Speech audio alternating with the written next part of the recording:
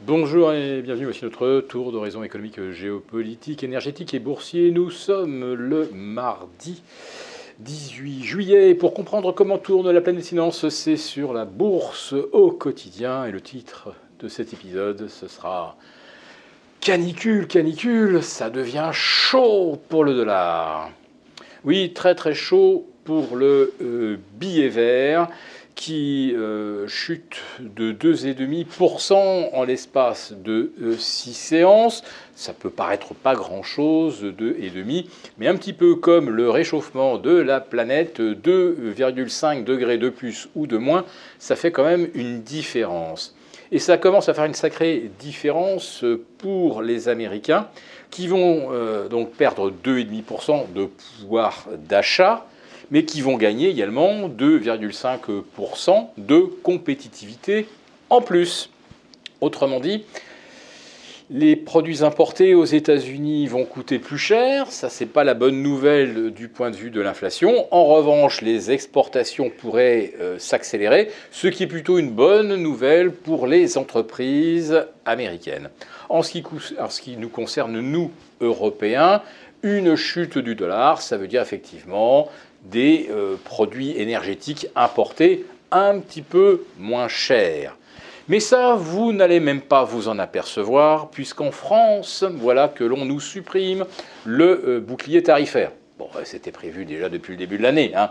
Mais grosso modo, le gouvernement avait calculé que ça lui coûtait 14 milliards de protéger le particulier qui paye sa note d'électricité ou l'artisan, etc. Et donc ces 14 milliards, c'est qui? C'est nous qui allons devoir les mettre sur la table. 14 milliards, ça fait quand même pas mal d'argent en plus par ménage. En fait, beaucoup plus même que la hausse de la taxation sur les carburants qui avait mis les gilets jaunes dans la rue. Oui, notre note d'électricité va augmenter de 10%, alors qu'à la production, on est toujours autour de 6 euros le kilowatt. Il va nous être facturé désormais 24 euros et peut-être même 30 d'ici la fin de l'année.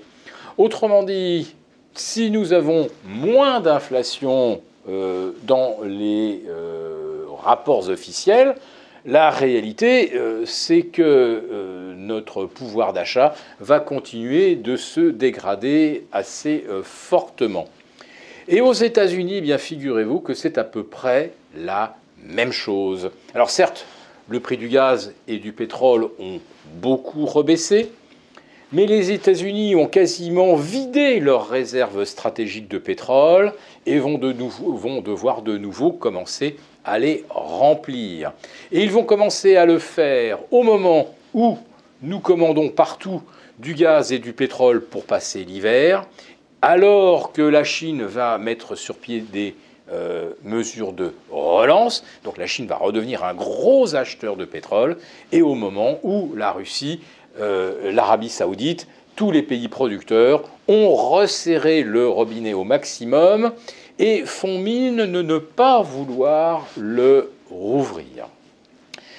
Alors, nous sommes pour l'instant, on va dire, dans l'œil du cyclone. Pour l'instant, tout va bien. L'inflation reflue très rapidement. La baisse du dollar redonne de la vigueur à l'euro. Mais en réalité, cette vigueur de l'euro n'est pas une bonne nouvelle pour nos entreprises exportatrices, évidemment. C'est le cas de figure inverse des entreprises américaines. Et le retour de l'inflation ne devrait pas tarder. Inflation par le biais donc de l'énergie, du gaz, du pétrole. Donc profitons bien de ce bel été.